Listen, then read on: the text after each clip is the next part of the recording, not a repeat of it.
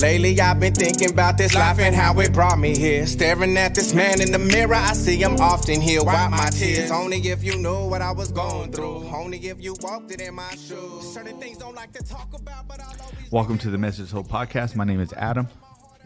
My name is Mike, and today on the podcast we have a gentleman. He's from Washington State. I met him about maybe 6 or 7 months ago in a meeting down here.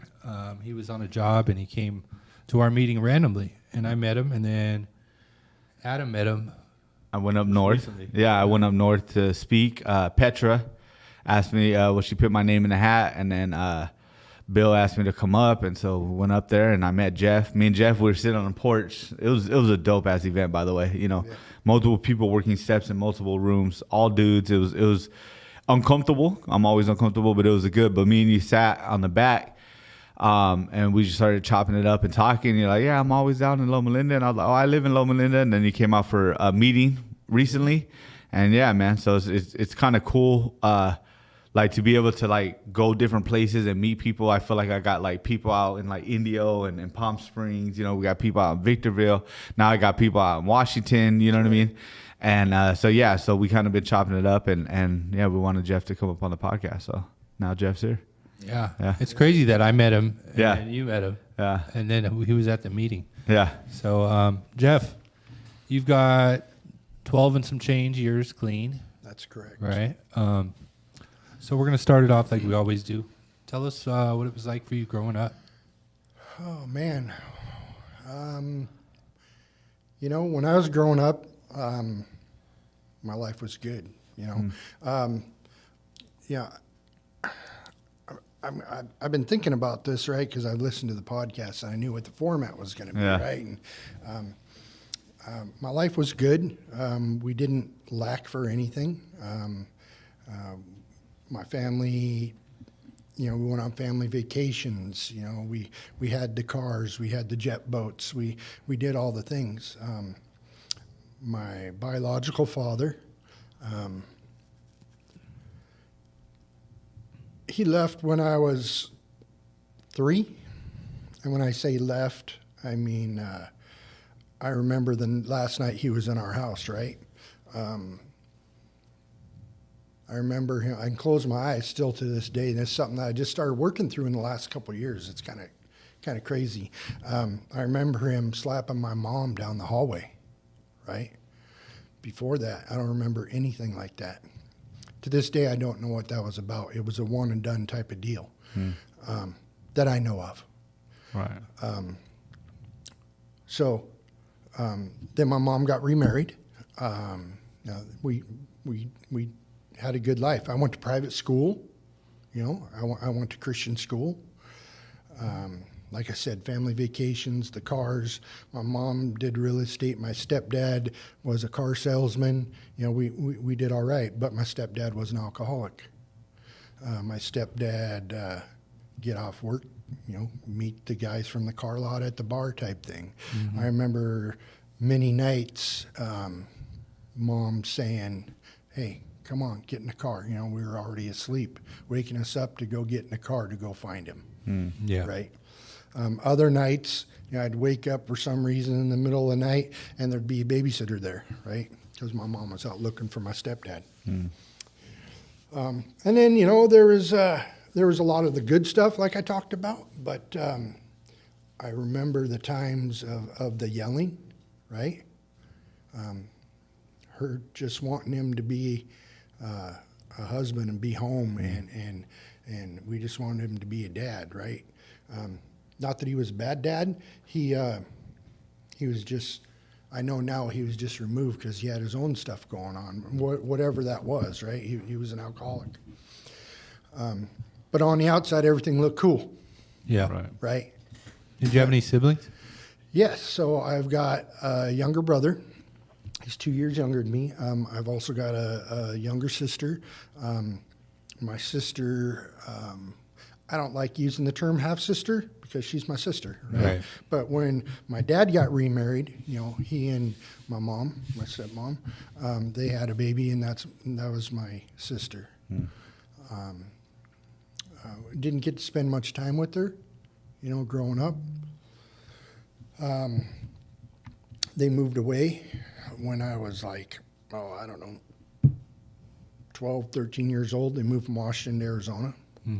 My dad totally changed his whole career, went back to college at age 35 or something like that, and became a university administrator, right?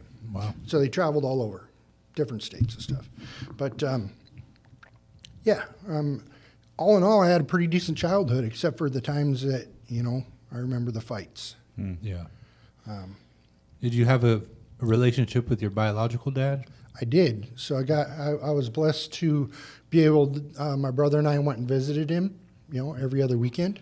It was part of the deal. Yeah. And that's how it went. Every other weekend we went to my dad's house in Seattle. We lived in Port Orchard or Bremerton area, went across Puget Sound to Seattle every other weekend until they decided to move to Arizona, right? Went to ASU. And then I didn't see him much, right? But I got to go to Arizona a couple times, a couple summers in a row. Yeah. I remember, I think, I just got my driver's license that year, so I went down there and, I got to hang out by the pool in their condominium complex with all the stewardesses, as a 16-year-old kid and all these hot women walking around. And, I remember Dad let me use his car, and I went to the mall, right? And I got my ear pierced. Yeah. Yeah. Right? I came home, my dad's like, what is that? Right? Type stuff. But no, all in all, it was a good childhood, good time growing up. I look back now and I realize that my disease was manifesting in things other than the use of drugs and alcohol. Right. I loved to go fast. I rode dirt bikes, right? I was the crazy kid on the block, and I maintained that all the way up through my 30s. I was the crazy guy, right? I'd do stuff on dirt bikes and in cars and whatever it was that I was doing that other people wouldn't do, stuff I probably shouldn't have done. Right. I just thought that it was cool. I thought Yeah. that that's the way I was, right? Now I'm learning why that was, Yeah. right? And we can get into some of that stuff later. Yeah. But, yeah.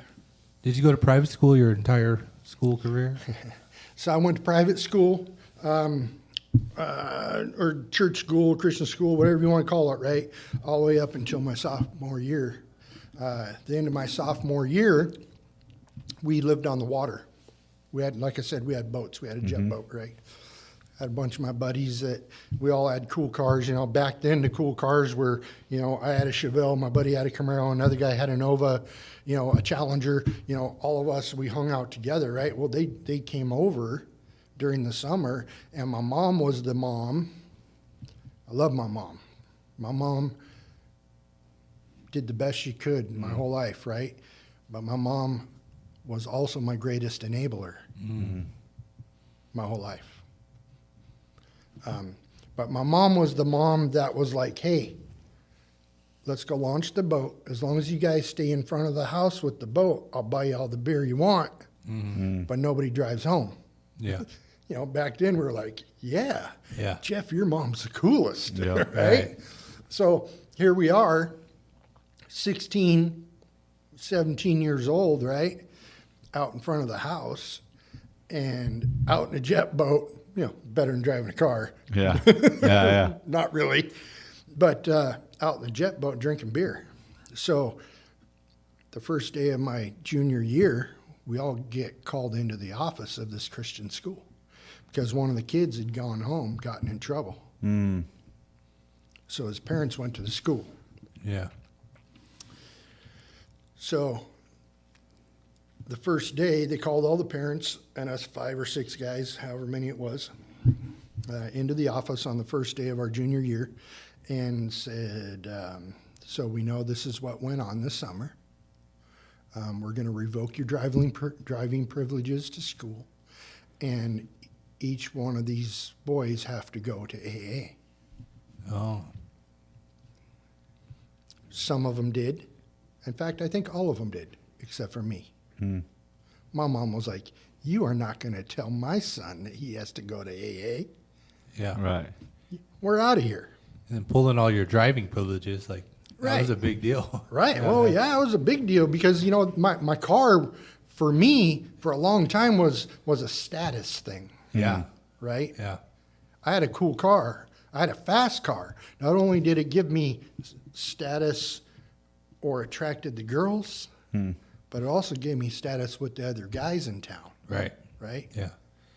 Having any car in high school is fucking cool, you know? Yeah, but to have a freaking 69 Chevelle that was, you know, it was pretty badass. Yeah.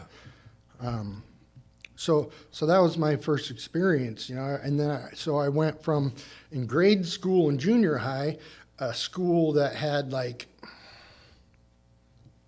I think 75 people in it, to my first 2 years of high school, kindergarten through 12th grade had like 425 people in it. And then I went to public school my junior year, and there was like 480 people in my class. Yeah. Yeah. And I was like, this is awesome. They can't keep track of me. Right. And that's where it started. Well, I won't say that's where it started because up to that point, you know, as far as my addiction goes, I'd been working on it and didn't even know it. Yep. You know, we'd built forts in the backyard when we were kids, 10, 11, 12 years old. You know, we'd steal my neighbor's parents' vodka. Yeah. You know, I think I might have talked about this at the meeting, right? Where they had the gallon with the pump on it, right? And we'd pump it into a measuring cup, pour it into these cologne bottles, empty cologne bottles, and then fill it back up with water. We did that all the time. Didn't think there's anything wrong with it. Just thought we were being kids. And of course, you know, stealing pot from their older brother and stuff like that. At that time, knew nothing about addiction. Yeah. Right. We were just having a good time. Yep. So the guys that got in trouble, it was meant to be a consequence, and for you, it was just your mom kind of backed you up on it. It wasn't really a consequence. Did any of those guys turn out to have any issues later that you know of? Not that I know of. No. Not that I know of. So they took it kind of serious, like, oh, Yeah. I better not do this. Yeah. Yeah. Yeah. And for the most part, you know, I've lost track of most of them, Yeah. but some of them have done really, really well in life, Yeah. right? Really well in life. As far as I know, they didn't go through the ups and the downs and the spikes of success and the dramatic crash and burns like I did because of the choices I continued to make because of my disease, Yeah. which I didn't know I had at the time, Right. right? So going to public school, was that like a culture shock for you? Yeah, but I liked it because there was more cool cars and there was more beautiful women. Yeah. Right? There's a pattern you'll see throughout my story, right? It's fast cars, fast women, and doing what I gotta do to get what I want. Right? Yeah. And it wasn't just drugs and alcohol throughout my life. It was all that. Relationships, Yeah. right? Yeah. So let me backtrack to 8th grade. We're sitting in history class. This guy sitting in front of me. Granted, this is at the church school, right? At the Christian school. This kid in front of me, I still remember his name. I won't say it. I can say it. Damien turns around and goes, "Hey, man." He goes, "Take a couple of these." Holds his hand out, right? And back then, you know, now they're caffeine, but you know, there was black and yellow ones. They called them yellow jackets. There was all black ones. They called them black beauties. You know, there was the just little white ones. Those were the cross tops, right? That was back when speed was speed. Yeah. And so I took a couple of those. I'm sitting in history class, and pretty soon my freaking hair feels like it's moving, right? My arms on top of my head. Yeah. And I'm like, oh, this is awesome. Yeah. I feel awesome. You know, I no longer needed, looking back, once I felt that feeling, I no longer needed the car to make me who I thought I was. I just felt it, and I had more confidence, Yeah. and I could do even crazier stuff on my dirt bike and drive even crazier and do bigger burnouts on my car and drive faster. And, you know, I pushed it to the edge even more. But then I got to public school, right? And they couldn't keep track of me. Yeah. So cars, you know, obviously was a big thing for me. Anything that made noise, anything with horsepower, right? Cars, excuse me, cars, motorcycles. So I started in auto shop, right? I took auto shop, and then I took advanced auto shop, and then my senior year, I was, what do you call it, like a student teacher, right, in auto shop. I excelled in automotive, excelled in it. And when I say that, I don't want you guys to think, you know, I'm not saying that out of arrogance. It's just I believe in people who told me before that's you know, I used to think I wasn't artistic, and I had a sponsor tell me one time, artistic is artistic. God just gave you different talents. You just don't draw on paper. You don't put a brush to a canvas. You can fabricate and make things go fast that most people can't. Yeah. Right. Right. So that was kind of my talent. So you finished high school and did that after high school? Barely finished high school. Yeah, like I said, there were so many people that I thought they couldn't keep track of me, right? And then looking back now, you know, how I was learning manipulation and how to work the system, right? I didn't even know I was doing it at the time, but I worked in the attendance office first period my senior year. Miss Dunlap was her name, the attendance lady. And my job in the attendance office was to take the early dismissal slips and the excuse slips, right, and use her signature stamp. That's what I did. I would stamp these early dismissal and excuse slips, and so I'd stamp 3, 4 of them, then I'd stamp one, put it in my pocket, stamp 3 or 4 of them, take one, put it in my pocket, and then I would start selling them. I started selling them to people, and I started using them. And I would forge my mom's name, right? Me and my buddy, my best friend Paul, man. Once I met him my senior year. In fact, he's still my best friend to this day. That guy, he's my oldest and closest friend. Never judged me throughout my whole life. He distanced himself when he had to, right? Because of the choices I'd made throughout my life. I just saw him last weekend. Went to the races together up in Washington State. Anyways, so we would take off, and we had a buddy whose older brother worked at a convenience store. He'd let us go raid the cooler. Yeah. You know, back then, I don't know if you ever heard of California coolers.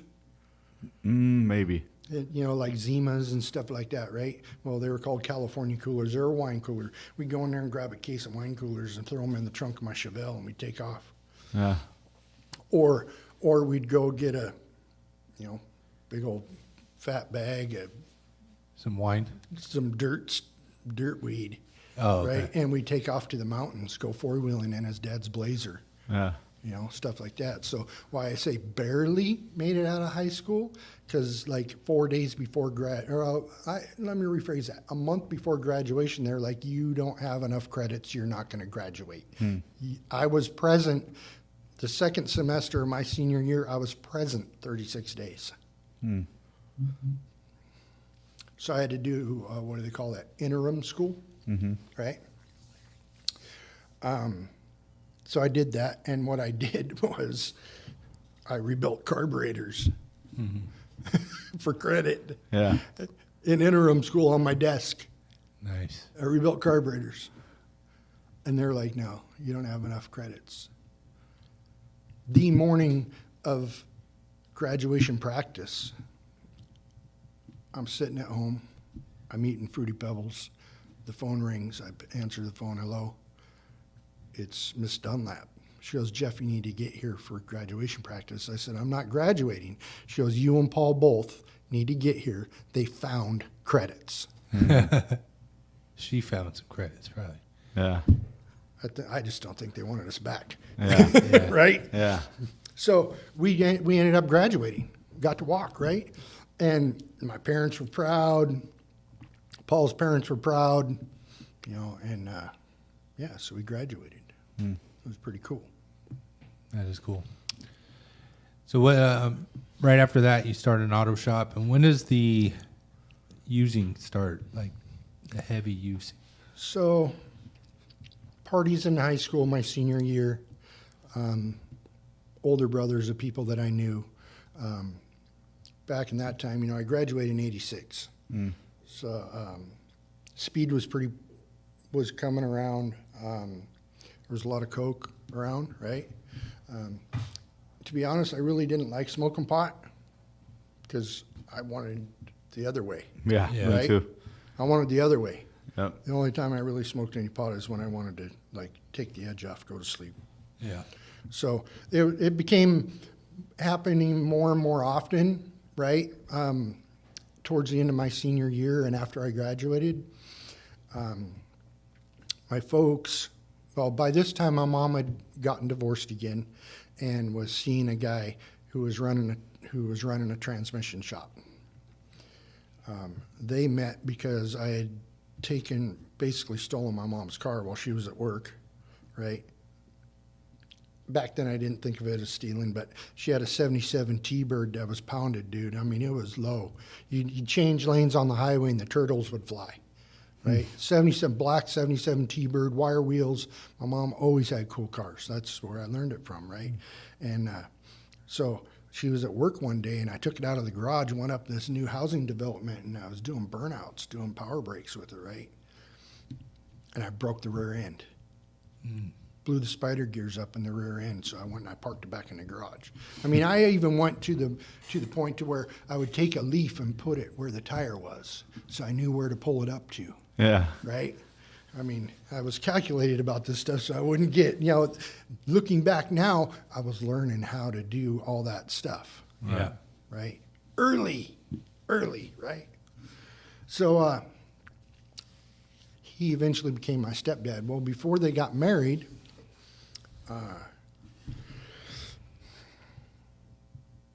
you know, I've been going back and forth on what I'm going to share about this subject all week. But everybody who knows me knows my story, including my oldest daughter, who's got 2 years more so clean and sober, excuse me, than I do.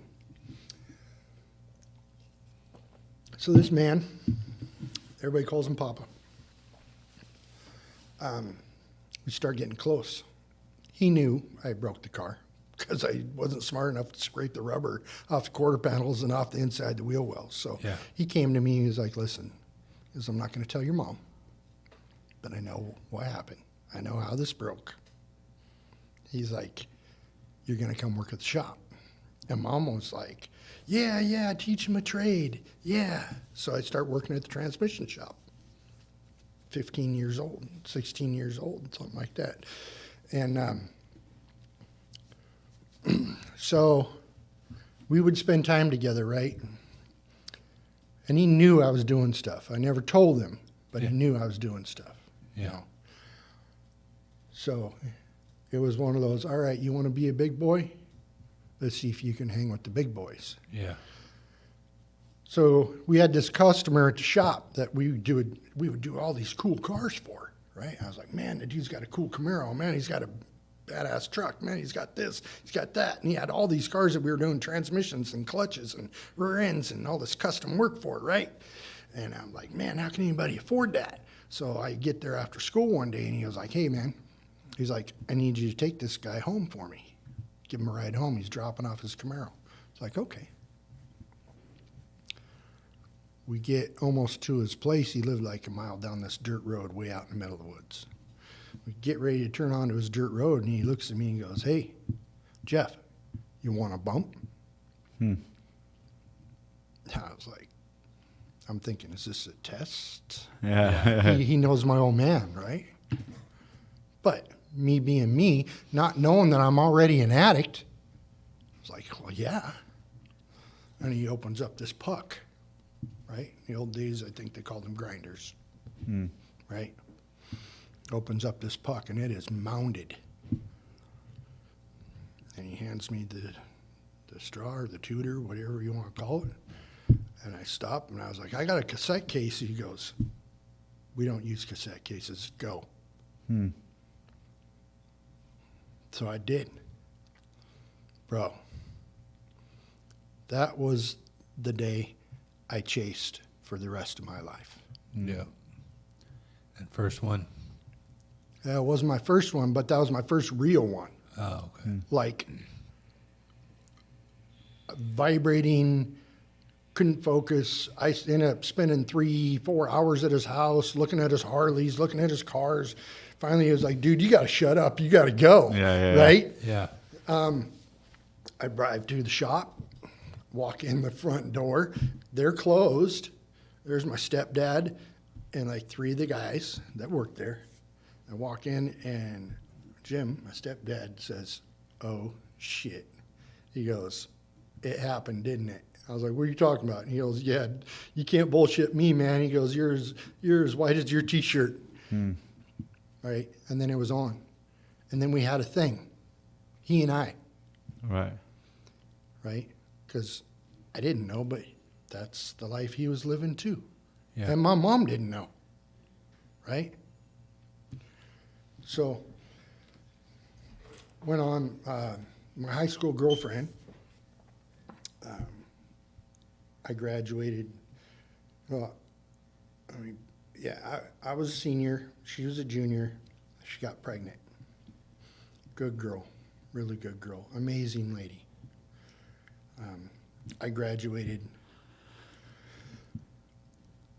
She buckled down. We ended up, I told her dad, hey, I want to marry her. Do the right thing, right? I'm 18 years old, 19 years old, right? And he's like, you ain't marrying my daughter, but we're going to have the baby.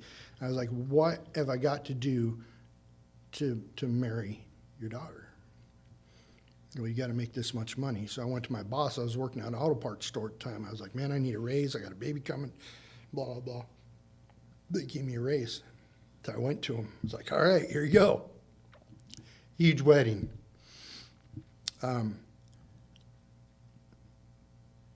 Like I said, amazing woman, man. She had a baby. She was pregnant her senior year, graduated with honors, straight A's, got a scholarship to University of Puget Sound, got accepted into the physical therapy program, got her master's in 3 years. The whole time I'm doing what I do. Yeah.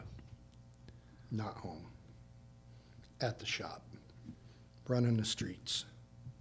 And then everything that comes along with that. Yeah. Right?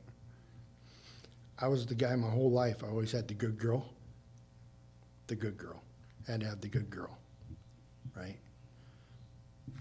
Good girl at home, bad girls on the streets. Mm-hmm. And stuff went south.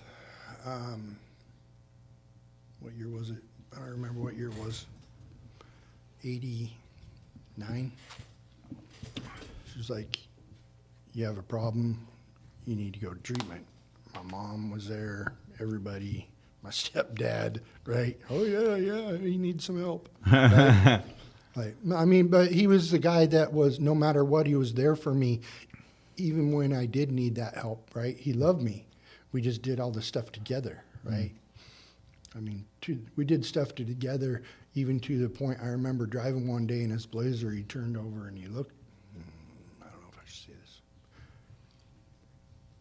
He turned over and he looked at me and he goes, you think you could ever shoot anybody? Sure, if it was self-defense. What about not self-defense? I don't know. He goes, okay, I was just wondering. Well, come to find out, I didn't know at the time, but, there were some things in his life that he had done and people that he knew, like very powerful people. I mean, we're not talking gangbanging stuff. We're talking like executive type people, right? That had a lot of power, that took care of business in other ways, right? And there was a training center up in the mountains that he had attended, and later on I found out that's what he was inquiring about, if I would be interested in learning that stuff, right? Yeah. So went on. I went to treatment because I didn't want to lose my wife. I didn't want to lose my baby girl. Right. Right. I thought I'd go to treatment. I just get, I get straight. Everything be cool. But that's why I went. Save the marriage. Save the family. That was my first time going to treatment. Came back, things were cool. She graduated with her master's. She got offered a job in Montana. It's like, yes. Geographical, right? Yeah. Let's get out of here. Everything's going to be cool. Just got to get away from here, Right. right? So we went. I was working auto parts over there. Things was good. We bought a place, 7.5 acres, foothills of the Highwood Mountains, Great Falls, Montana. Things were good, and I was selling auto parts, doing outside sales. Things were progressing, and there was this dude that would come into the store, right? And I knew, we know. Yeah. We All know. the time. We know, right? We can pick ourselves out of the crowd, I like to say, right? And I knew this dude. I just knew. So I can't remember why she left town, but she left town with the kids, right? By this time, I got my son, too. My oldest daughter and my son are 5 years apart. She left, so I was there by myself. Dude happened to come in. It's like, hey, and talk to you outside. So started out, little bag. Well, that lasted a couple hours. So I had to get a hold of him again. I drove to a shop, which I knew where it was because I did outside sales, right? And I partied all weekend. Well, and then the monster was alive again. Yeah. And I hid it, or I thought I was hiding it for a long time, right? Let me say this. That whole time, I was not doing dope, right? But alcohol was not my thing. Alcohol wasn't my thing, so I can have some beers. I go to hunting camp with my buddies. We'd sit around, drink whiskey and beer, and it was cool. And I was able to do that for a while. Yeah. But little did I know that my disease was awake because of it, right? So I was weak when I saw the dude, when I knew what he had, Yeah. right?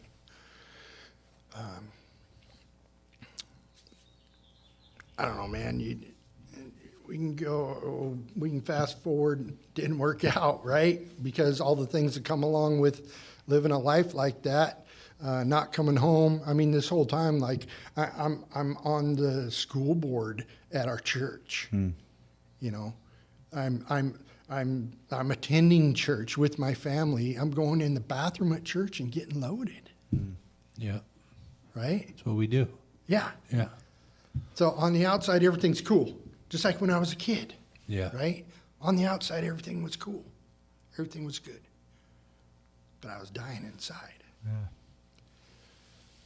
And I was destroying the blessings that God had given me. So needless to say, that didn't work out. She left again one time, so I went out. And at this time, I was working, I had quit the auto parts, and I was going to college. I was going to be a veterinarian, right? And I was working at Sam's Club. And I met these people at the bar, I guess you'd call it a club, dancing. I ended up going home with this girl who happened to be married as well. Her husband was out of town. And, that's what I did, right? When I was loaded, that's what I did. Fast forward, that went on for a couple months in the shadows and stuff. And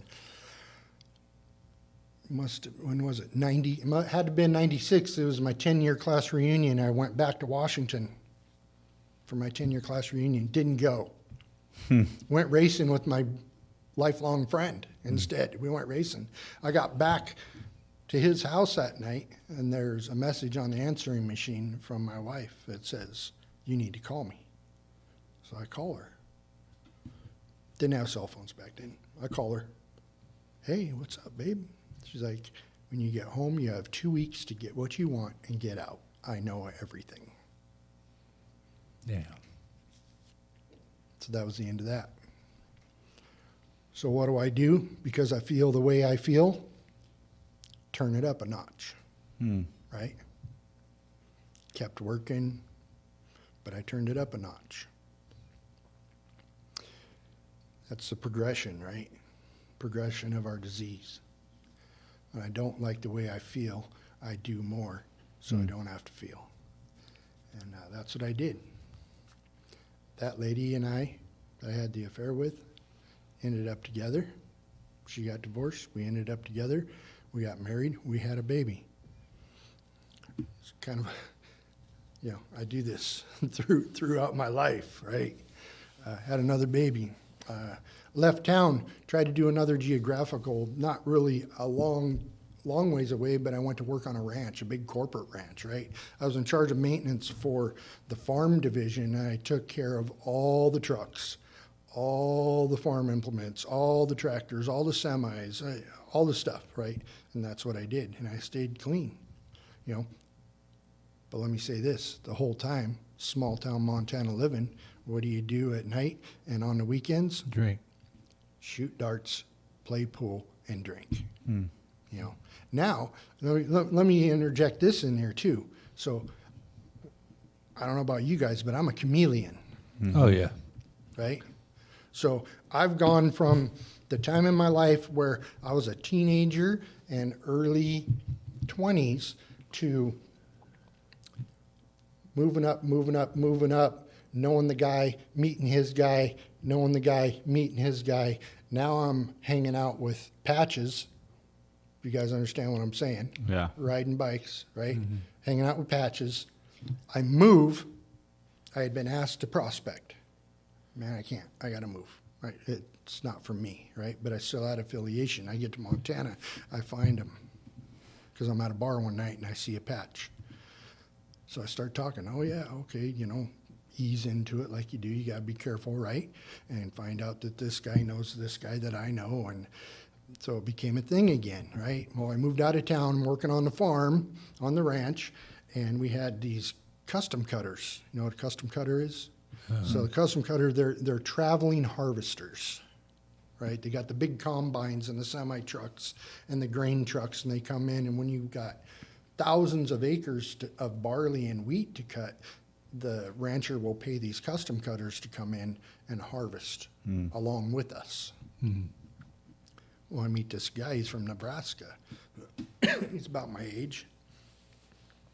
And I could tell. So I asked him one day, we're eating lunch. He goes, "Oh, yeah, man." He goes, "Oh, I don't leave Nebraska without anything less than a QP." Yeah. Like, okay. Getting work done. That's what it started. That's what my disease started out as. I could get work done. Right. Yeah. Right? I could stay in the shop all night and get work done. And it worked for me until it didn't. Yeah. And you can't get anything done. Yeah, I didn't get nothing done in the end. I was just isolating in my garage. Yeah. Looking out the blinds. Yeah. My back door's screwed shut. Yeah. From the inside. Because they're coming. Yeah, right? Yeah, that kind of stuff. But so there happened again, right? I ended up leaving there, went to treatment again, right? It's happened over and over and over.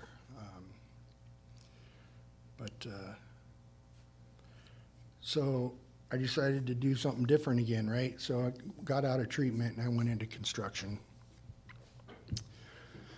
My wife at the time, my second wife, her dad was a bigwig in a construction company. Worked as a carpenter for a while. I was like, man, I got to get back to wrenching, but I don't want to work on cars. I want to work on aircraft. So I went to the recruiter. Right. By this time, I'm 30-some years old, 34 years old. Went to the Army National Guard recruiter, lied my tail off. By this time, I had started cutting my mullet. I had a mullet that Billy Ray Cyrus would have been jealous of. Right? I started cutting it a little bit at a time because in Montana it didn't go over real well. Yeah. Right? But like I said, I was a chameleon, so I went from biker, to this, to now I'm in Montana. Now I got horses and the cowboy boots and the Wranglers and the hat, and I'm fitting in wherever I go because that's what I do, right? That's what we do. So I started cutting my hair. I lied my butt off. Went down to MEPS, did the deal. I stayed clean long enough to where I'd pee clean, and then they're like, okay. Sign here. I signed on my 34th birthday. Went to basic training, Fort Benning, Georgia. 34 years old. My drill sergeants were younger than me. It's one of the hardest things I ever did in my life. Having these guys screaming at me, and they're like, 5, 6, 7 years younger than I am. Yeah. I struggled. Never been a runner, except for when I was running from the cops, right? There's a lot that I left out. We'd be here for hours if I told all the stories. But so I joined the military, made it through. I was gone a year to the day. Went to basic training, went from basic training Fort Benning, Georgia, went to Fort Eustis, Virginia. I went in and I was going to do avionics, right? Working on helicopters, electronics, the communication system, stuff like that. My security clearance, for some reason, didn't get done in time. Right? Had you had some run-ins with the law by then? Nothing major, right? Just little stuff? Nothing major, just little stuff.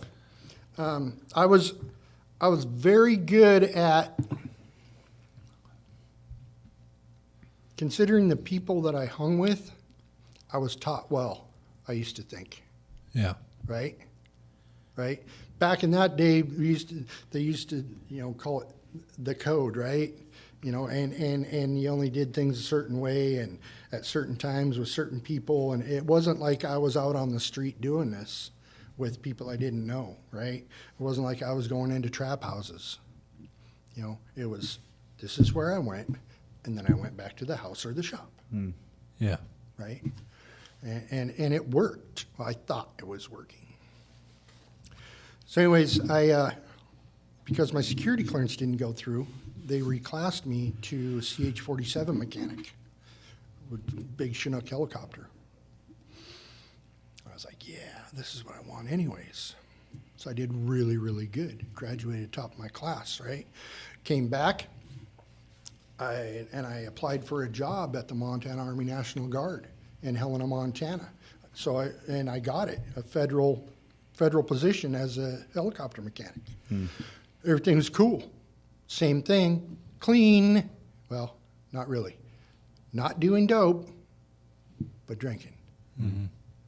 Because drinking was not my problem, right? That wasn't my drug of choice.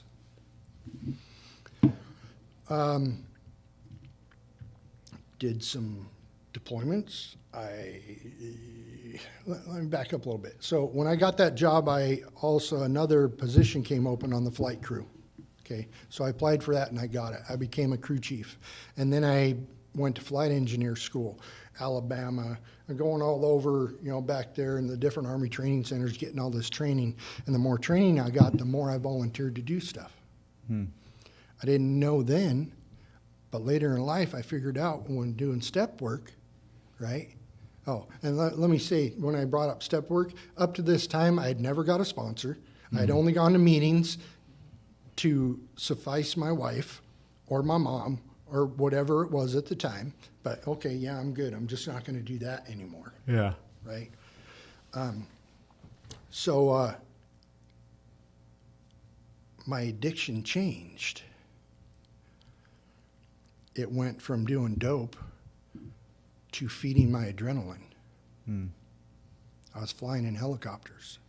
I volunteered for everything I could. my most favorite thing in the world was, it's called Nap of the Earth flight and maneuvers, right? NOE. You're flying 10, 20 feet off the tops of the trees or down through the canyons in the mountains of Montana, back and forth through the mountain canyons and stuff. Yeah. And the pilots are up front, and the Chinook is like a big flying school bus. They don't make a turn unless me or the flight engineer, who I was, cleared the turn. Yeah. So I got the ramp down, I got my harness on, I got my monkey tail hooked into the floor so I don't fall out, and I'm back there just going, yeah, I love this. Faster. Come on, let's do that again. I think we can go 10 knots faster. Yeah. And then again, I got labeled as a crazy guy, right? Dude, you're nuts. Yeah. Oh, but the aircraft can do it, and I believe in you guys. Come on, let's do that again, right? Mountaintop landings, aft gear, just sitting there hovering with aft landing gear on the peak of a mountain, right? Practicing for, doing infills and exfills of troops. I got to do some really, really cool stuff, man. I got to train with the 160th, which is Special Operations Aviation Regiment out of Fort Lewis. They came to Montana to train for Afghanistan, right? I got to go out with those guys, and those guys got some cool toys, right? So I went from street level stuff to now I'm licensed to do this stuff, and I got it all right there at my hands, dude. I'm using weapons that I never thought I'd see in person, right? Doing aerial gunnery runs through the middle of the mountains on this range that we had, and I am just loving it because I'm so jacked all the time. Because I was so jacked all the time and I wasn't doing dope, I wanted more, I wanted more, I wanted more. So I'd volunteer for these in-country deployments. I volunteered for an out-of-country deployment. I didn't get to go out of country, but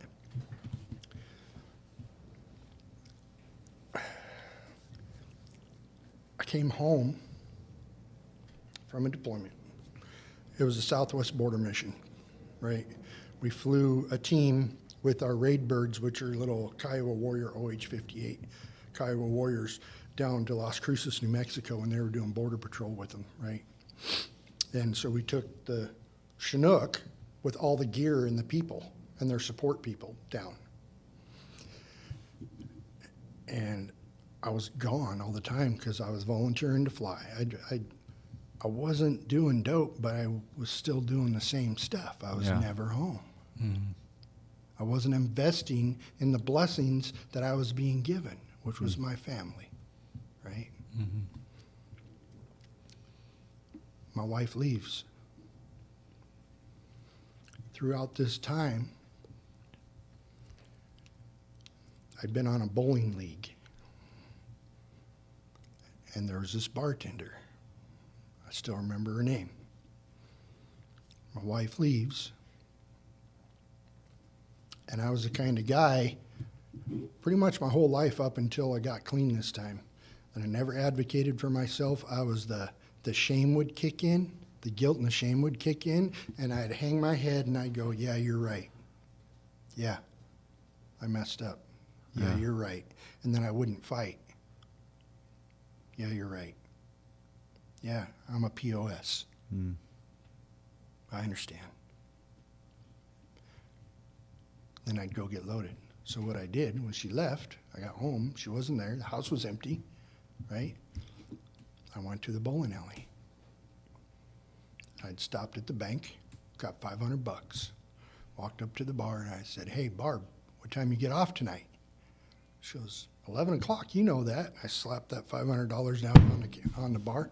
I was like, you and me, you need to make a phone call. We're partying tonight. She goes, you can't do that. You're in the military. I was like, watch. And it was on. And that, my disease had been progressing all that time, but that's when it took off like a rocket ship. I knew I just screwed everything up when I did that dope that night. I continued to work on multi-million-dollar aircraft loaded, right, for a couple months. My wife, at that time, I didn't realize it, but my wife wanted me back, right? But she was so angry because of what I was doing and the choices that I was making that she made a phone call to my commanding officer. Hey, I think Jeff's getting high. So they popped a random UA on a drill weekend. Went in, did it like a champ, knowing the whole time I was going to be dirty. So that lady, Barb, from the bar, I did what I always did. You know, we did our thing. We had our good time. And then I found out who she got from. Happened to be a woman. Got introduced. So I started working security for her. Right? Well, she wasn't getting local. I'm not going to go into detail. Yeah. But I will say that I pretty much went AWOL, right? I was like, hey, guys, I'm taking a week off. I got vacation time, you know, full knowing that by the time I get back, they're going to have the results back of my dirty P test. You know, so-and-so's taking me to Vegas to the NASCAR race for my birthday. Going to Vegas for the NASCAR race, right? Quote, unquote. We did. Went to the race, had a great time, partied it up. On the way home, we weren't over the border into Montana 10 miles. On the opposite side of the highway. 1, 2, 3, 4, 5, 6 state patrol cars. This car's not behind us, is not speeding up, he's not slowing down. And she kept telling me, dude, you've been up for 4 days, you're tripping. Like, no, I'm not tripping. I'm telling you, this is not good. You need to drop me off. So I took the bag into this culvert, hit it, let it sit, cool down for a couple days. Nothing happened. Went back, got it. 2 weeks later, we were in the office, air quotes, the office, the shed, Yeah. right? Yeah. Doing what we do in there. And I look at the monitor, and I see these 5 heads bounce past the monitor, right? And all of a sudden, and I had enough thought, throw it in the safe, lock it. The door kicks in, they grab me, they got me in the backyard, you know, with the rifle to the back of my head. They take her in the house, her kids are in the house. Cops everywhere. Put me in the car. I had paraphernalia, had a pipe in my pocket. How are we doing on time? We got like 20 minutes left. Okay. Yeah. Anyways, long story short, the evidence did not, it ended up leaving the scene that day. Her stepdad and mom came to pick up the kids. She was small enough. They had the bank bag in her purse behind her on the on the table. She put it in the back of her pants. When she gave her stepdad a hug, she said, "You got my whole life under your arm. Do with it what you want." Evidence was gone. No charges. Damn. Even though they had lots of stuff, but there's no evidence during the bust. So I look back at that, right? It wasn't until years later that I look back at all those times in my life, all those close calls, right? Yeah. I would have been getting out of prison like last year. This was like in early 2007. Right. I look back and all those times that things like that happened, that was God doing for me what I couldn't do for myself, giving me another opportunity, Yeah. right? Prison's not a part of my story. A lot of jail stays. Yeah. Prison's not a part of my story. I'm grateful for that. Could it have been? Oh, absolutely. Yeah. Should it have been? That's not up for me to say. Right. You know, thank God God had other plans Yeah. for me. So I was like, all right, I'm done. I'm out of here. And I never went back to the military. I pretty much went AWOL. So before all the paperwork caught up, I moved to Great Falls, went to work for the Air Force with a contractor working on their helicopters, trying to stay clean. Wasn't working. Wife and I are at it. She finally tells me, if I can't have you, nobody's going to have you. I'm going to make sure you go to prison. Call my dad. He's in Minnesota at the time. I was like, Dad, I got to go home. You got to get me out of here. It's bad. I'm really bad. Please. He bought me a ticket. I put all my stuff that I had left in a storage unit, which I eventually lost. Right? All my tools, stuff, guns. I left with the backpack and my Harley jacket. Got home, stayed clean for a while. Well, in that time, I met this other gal, right, at a Harley rodeo, biker rodeo, and we started hooking up, and it was one of them deals where she was like, hey, do you party? And I was like, yeah, I was bouncing for my buddy's band, right? This is, I don't know, a month or so before I left and all the shit had hit the fan. And do you party? And I was like, yeah, I party. She like tries to hand me a couple of Adderall. I was like, shit, put that stuff away. Come with me, right? And then that was on. And anyway, she came to visit me in Washington State and never left, right? I had another beautiful daughter. And that started, but that was, every relationship I had while I was loaded was toxic. And I thought for a lot of years that my picker was just broke, right? That it was always them. It was always them. It was always them. Well, I went from, like I said earlier, I always had to have the good girl, right? I blew that off. Yeah. Well, maybe if I just get somebody that'll do it with me. Yeah. Right? Then it'll be different. Right. Dude, worse. Yep. Way worse. Yeah. So she followed me to Washington, came to visit, never left. We had a baby, did not get married. She got multiple DUIs. I was trying to stay clean, right? This was in 2007. I moved back to Washington State, trying to stay clean. She liked pills. I didn't, so I didn't think there was any problem with me doing them, right? Same messed up thinking, right? Same addict thinking. That's not my drug of choice. I can do that. Right. Dude, secretary of my home group, chairing meetings, jacked on pills. Yeah.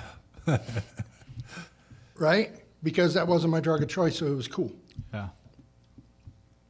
Going to the bars, karaoke, the whole 9 yards, right?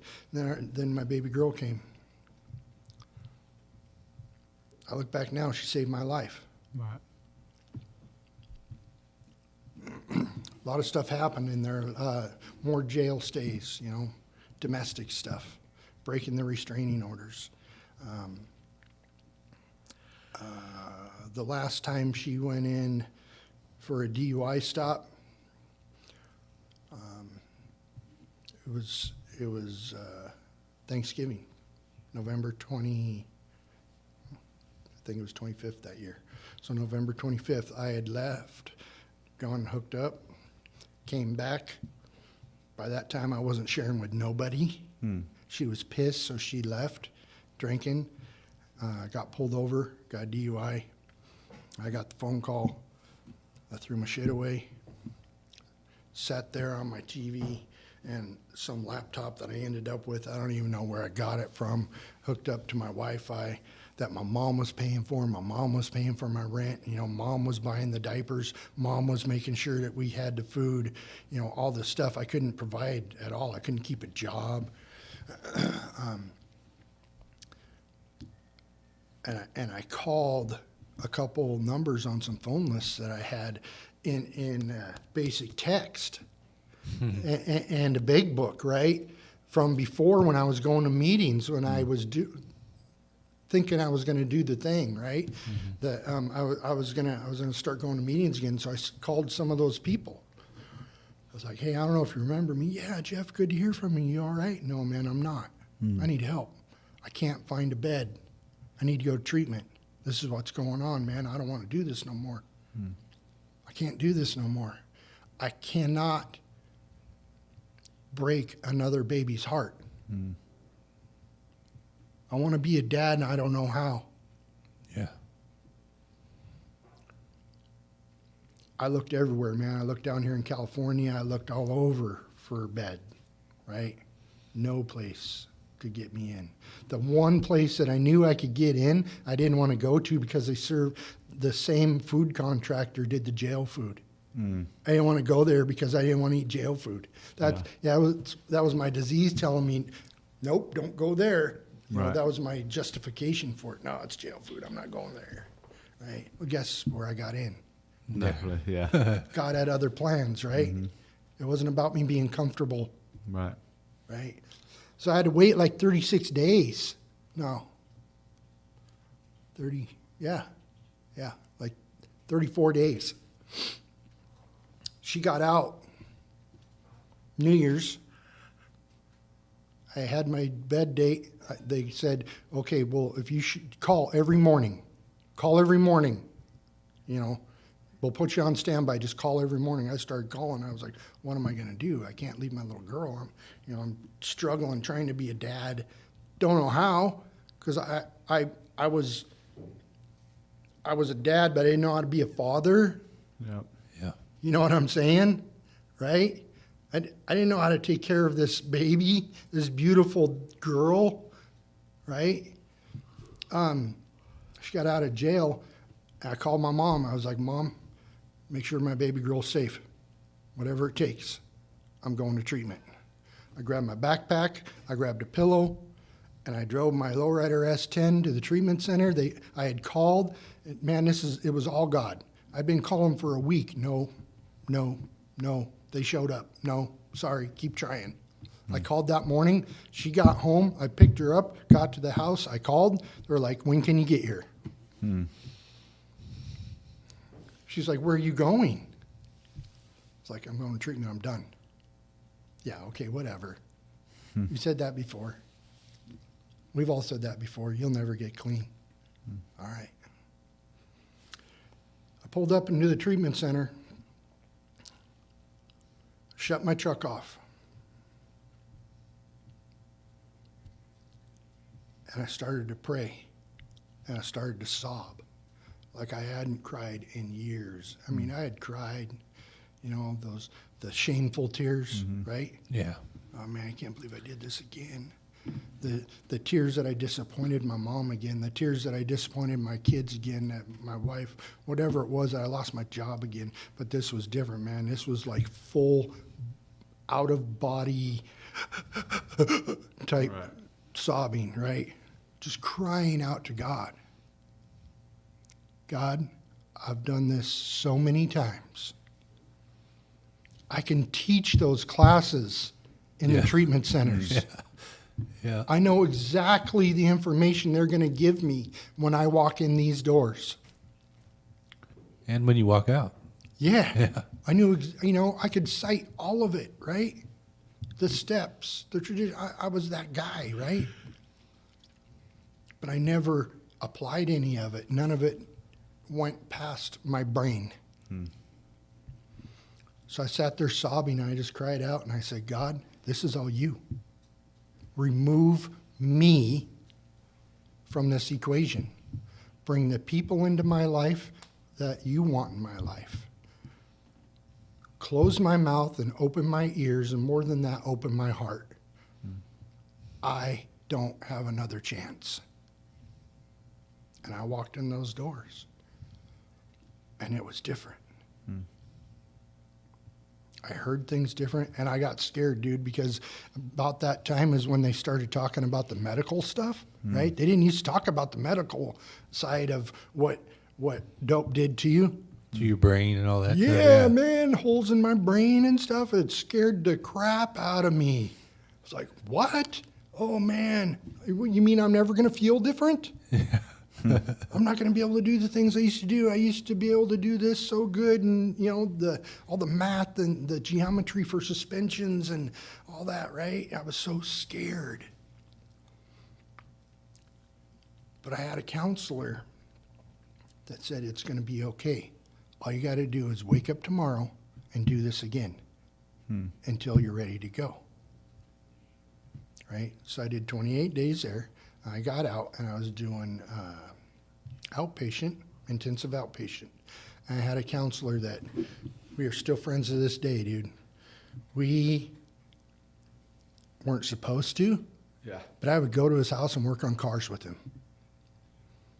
This dude was so cool. He wasn't my typical, if he could have been my sponsor, I would have asked him, right? This guy had a freaking tattoo on his chest of Jesus, tatted everywhere, right? Had the slick back hair, Dickies. He'd tell stories I couldn't relate to. He grew up in Detroit, went from Detroit, got kicked out of Detroit, went to Florida, got kicked out of where he was in Florida, ended up in California, right?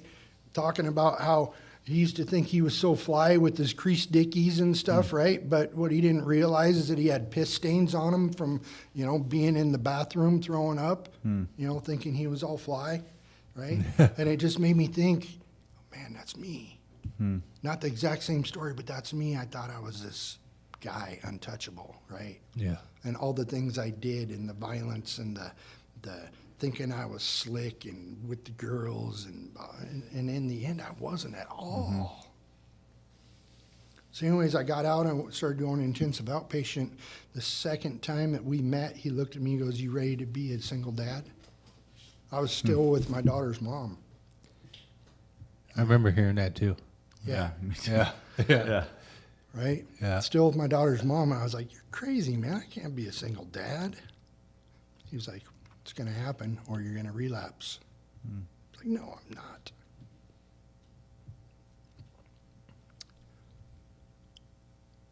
I came home. She was drunk one day. I grabbed everything I could and I left. I was like, "We're either doing this together or we're not." She goes, "You'll be back." And I never went back. I took my little girl and I left.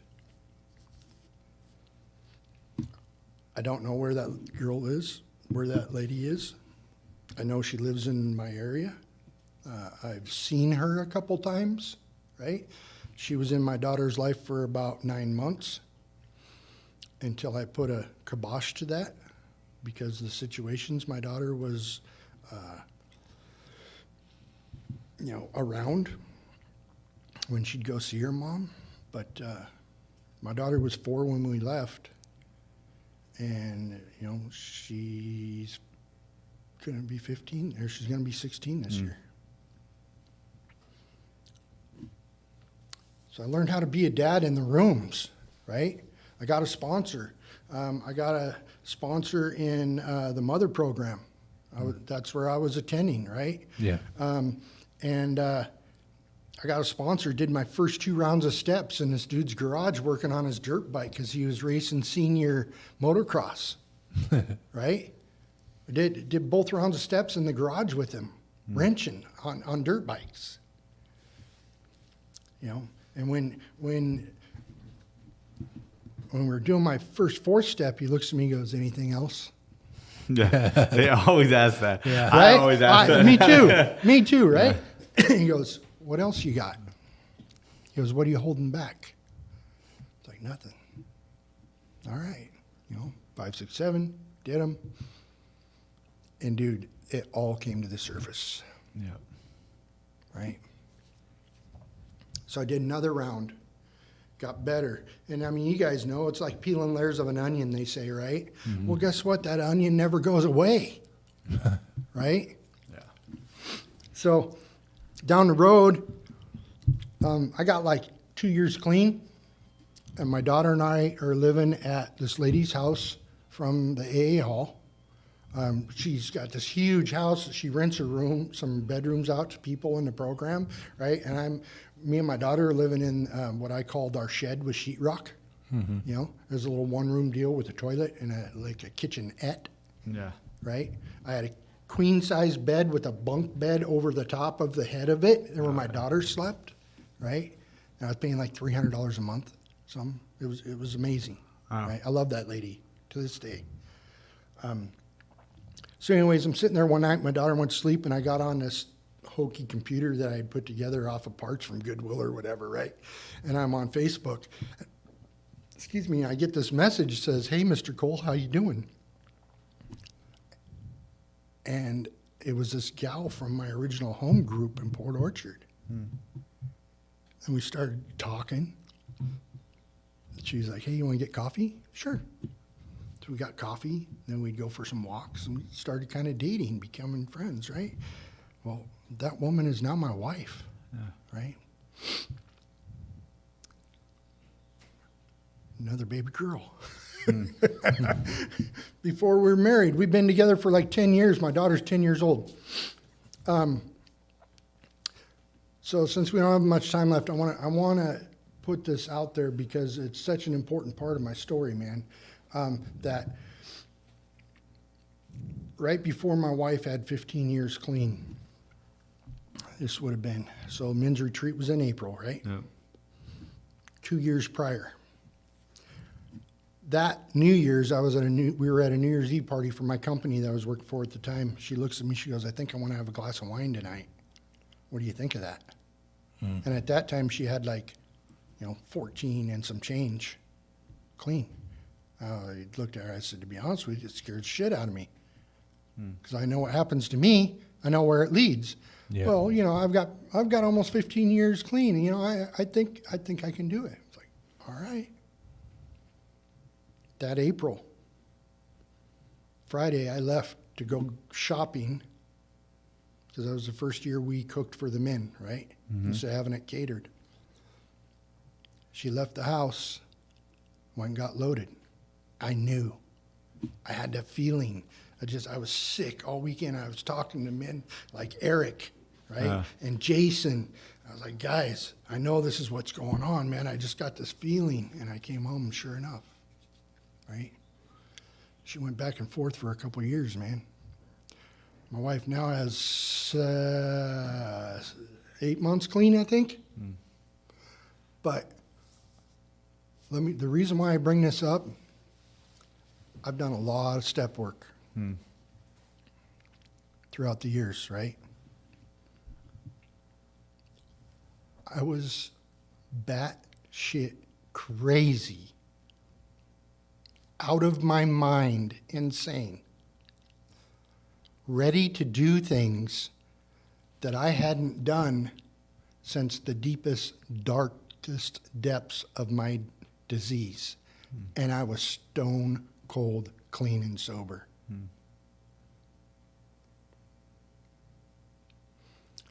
So I went to my sponsor and we started working around the steps, right? On that. Relationships and on that. I didn't even know what codependency really was until I realized I was. Yeah. Does that make sense? Yeah. I would go to my home group and lose it, right?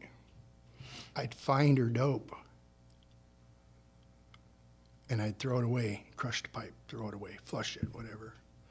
Then I got to the point to where I was like, whatever, here you go. Just so she knew I knew. It's up to you, right? And my sponsor told me, he goes, "Why are you having such a hard time with this?" I was like, "What are you talking about, man? It's my wife, man. I don't want her to die. It's the mother of my children. It's I prayed when I got clean that God would bring somebody into my life that he wanted for me, not what I thought I wanted. And she is it. Everything was right. Now it's not, and I don't understand. God, why?" He goes, "If a newcomer walks into your home group or into one of our meetings, how are you going to treat them? Right. You going to be angry at them?" I was like, whoa. she's no different. She's an addict just like you or anybody walking off the street with no time or one day. So I had to sit down and start doing some work. Yeah. Her story is her story, and it affects our story, right? But what I had to do is I had to look at my part. I didn't have a part in her choice to use, right?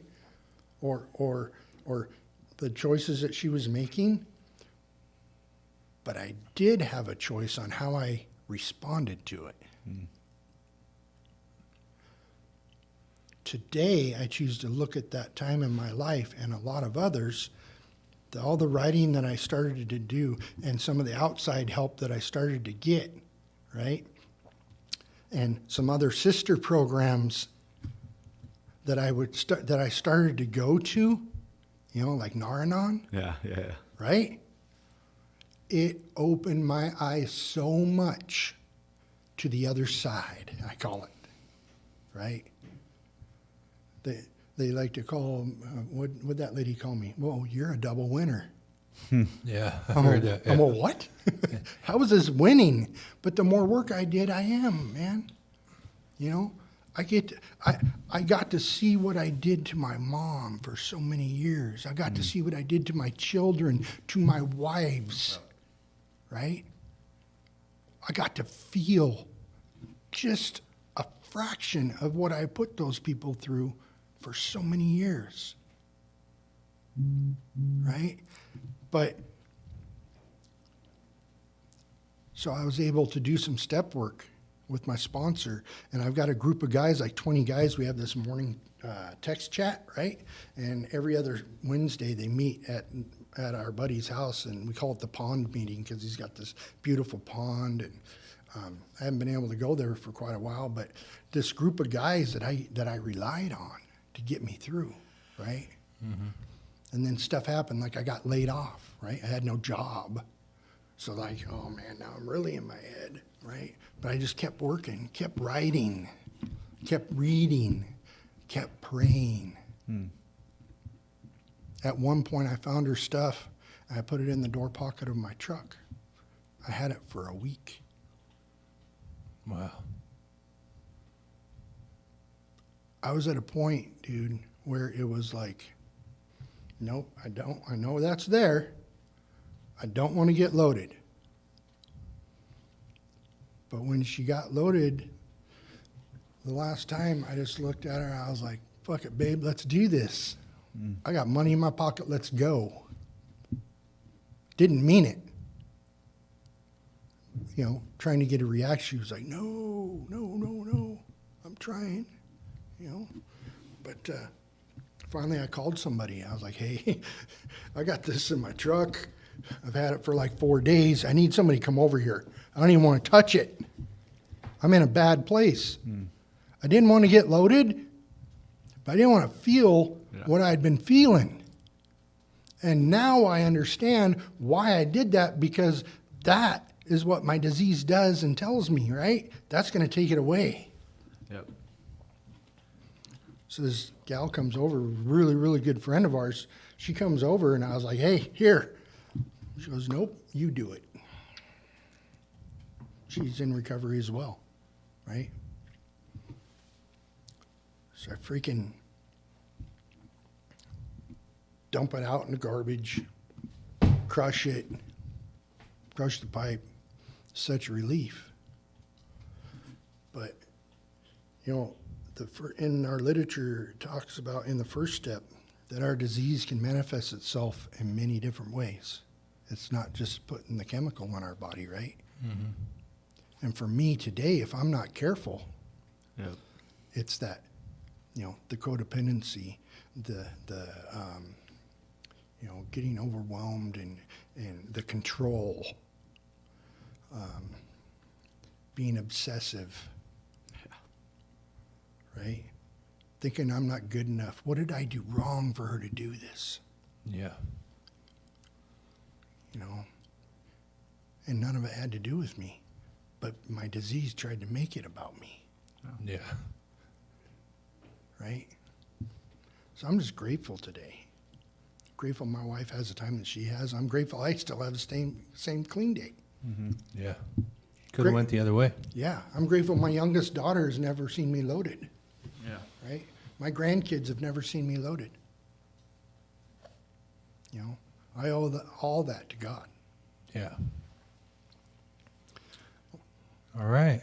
Thank you for coming on, man. Yeah, thank you for having me. Yeah, we appreciate it, Jeff, very, very much, bro. You know.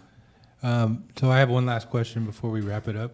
If there was one piece of advice you could give to somebody who could relate to your story, been through some of the things that you've been through, what would that be?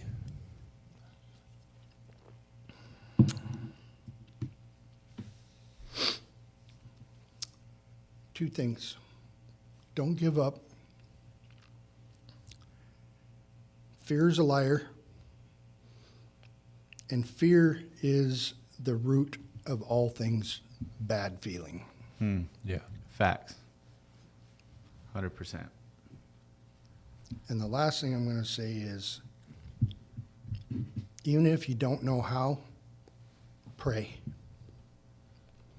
Find the God of your understanding. Doesn't have to be mine, right? But find a good God and stay in contact. And the more you do that, the easier you're going to hear from them. Yeah. All right. Thank you, Jeff. All right, thank you, Jeff. I do want to say one more thing. Yeah, At the go ahead. beginning, I said that I went out there with Paul or with Bill, but his name's Paul. It was Paul. It was Paul, but it's fucking Paul Billings. Billings. That's why Yes. I said Bill. And I was thinking about the whole time. I was like, damn it, I did this fool a disservice. I didn't even fucking say his real name, but it was Paul. Very welcoming dude, loving dude. Picked us up from the airport. No, we got dropped off at a shop, but he took us back to the airport. He took us to the event. He made sure I was comfortable, made sure everything was taken care of, and it was an amazing experience. So I just had to say that because I didn't want to do Paul a disservice by not saying his name. You know what else you didn't do? You didn't say what HOPE stands for. I know I didn't. That's been bugging me this whole time. Has it? Yeah. yeah. Well, the HOPE stands for hearing other people's experience, all that good stuff. But yeah, man, if you guys enjoyed Jeff's podcast, be sure to like, subscribe, follow us on all of our platforms. We're on YouTube, Spotify, and Apple Podcasts. Be sure to follow us on the Messages Hope IG, which is the Messages Hope podcast with underscore between each word. That's also the same thing for our TikTok.